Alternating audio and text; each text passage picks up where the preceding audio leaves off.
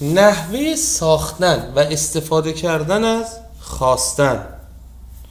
خب خواستن چیه؟ استمک، اینو میدونید. اما بعضی وقت میخوام برم، میخوام بشینم، میخوام ببینم. خواستم ببینم، این گذشته گفتم خواستم ببینم چه شکلیه، به این شکل. فعلو به صورت مصدر میخوایم چی بگیم؟ مثلا میخوام بگیم که میخوام بیام. مثالش ببینید، میخوام بیام تو ذهنتون باشه. خب ما اینجا دو تا قضیه داریم، یکی آمدنه، بیام چیه؟ آمدنه دیگه. خب میخوام که میشه خواستم. این دوتا. خب خواستن و آمدن خاطرتون باشه. بریم اینجا میگه فعل رو به صورت مصدر استفاده. کدوم فعل؟ آمدن، چون قضیه رو خواستن. پس ما اینو به صورت مصدر میاریم، مصدر ریشه میاریم، یعنی ما کمکشو دست نمیزنیم. میگه حالا خواستن رو بیار، ولی فعلش هم استمکه دیگه، مصدرش استمکه، ولی امیرش کن، امریش کن، بنویس استه. اوکی.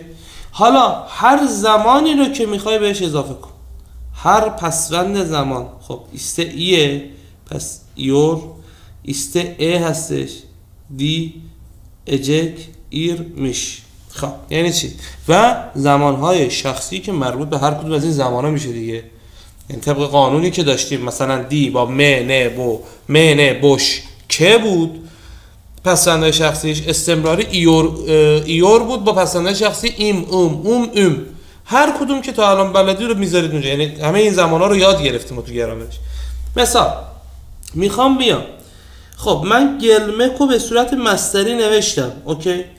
استمکو به صورت امری کردم، ایورمو اضافه کردم.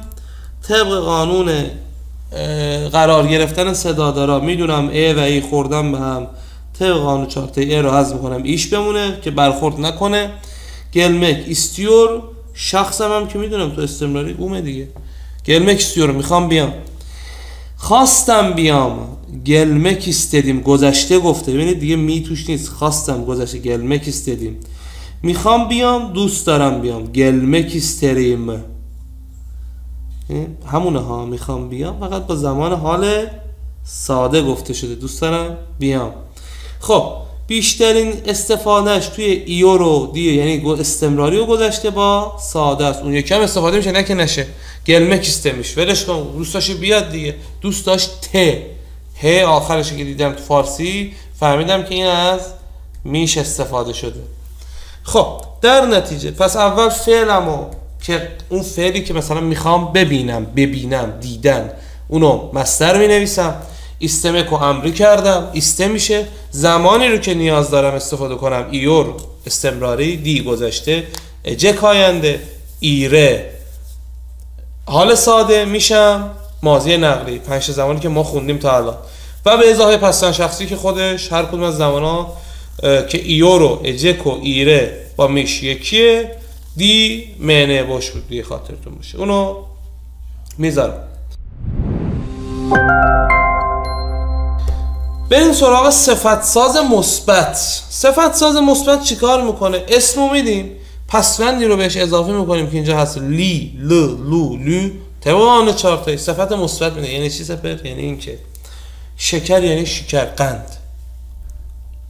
شکر آخرین حرفش ای و ای میشه ای، پس من از این پسنده لیشو انتخاب میکنم.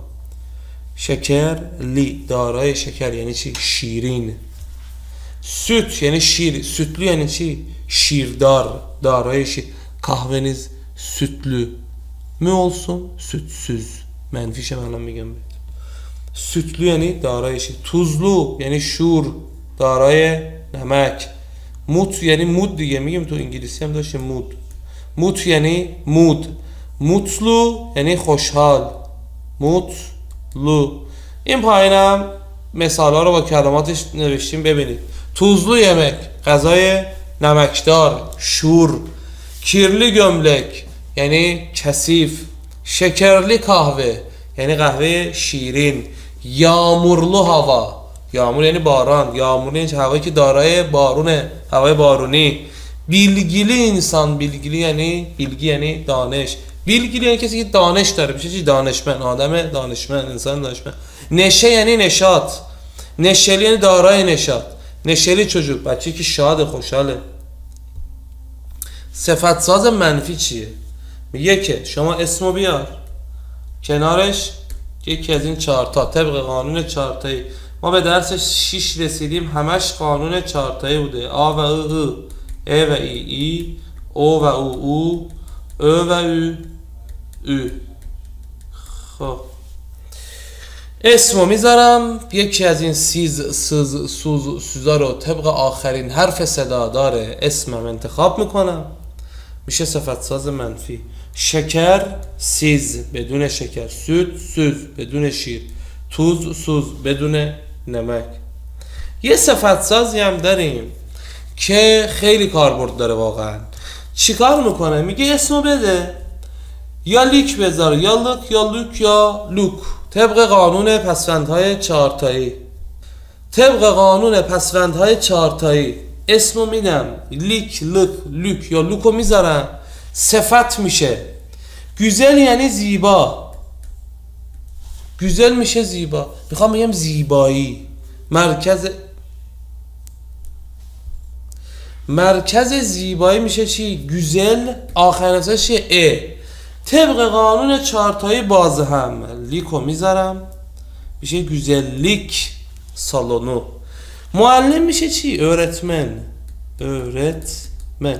قربان شغل شما چیه؟ öğretmenlik. چرا؟ شغل چیه؟ معلمی. همشیره لیک پرستاری. انسانlık انسانیت.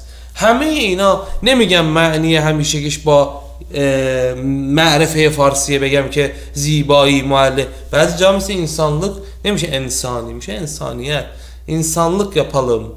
کار انسانیت داشته باشیم، اینجوری باشیم. این میشه درس 6مون، گرامر درس 6مون. حتما تمریناشو انجام بدید. تمرین خیلی خوبی در نظر گرفته شده و فایل های صوتیشو گوش کنید که خیلی سعی کردیم متنایی که انتخاب میکنیم، متنایی که مینویسیم مربوط باشه به همون گرامرهای اون درس.